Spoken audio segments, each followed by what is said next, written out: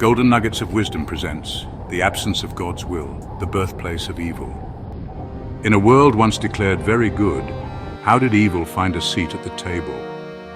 The answer is not in its power, but in its vacancy. Evil is not a created force.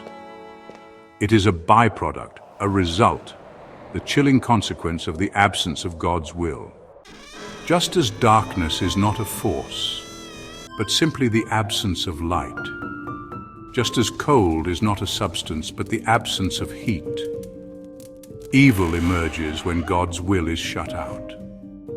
It's what fills the vacuum when love, truth, and righteousness are abandoned. In Eden, the will of God was perfect. But when man chose his own way, his own truth, he created a space outside of divine alignment.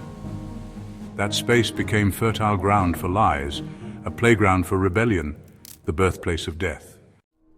When God's will is absent in a heart, bitterness grows. When God's will is absent in a home, chaos rules. When God's will is absent in a nation, justice collapses. Evil does not need to be summoned, it simply waits for the absence of God.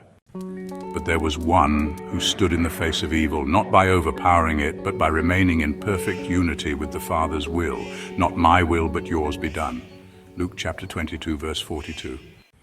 You don't fight darkness by chasing it away, you fight darkness by turning on the light.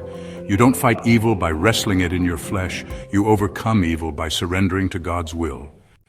Every decision to obey God, no matter how small, pushes back the shadow. When you forgive, you shut the door on hate. When you pray, you push out despair. When you love, you silence division. Evil is not your inheritance, God's will is. So today, take a moment. Ask Him to fill the spaces you've unknowingly left empty.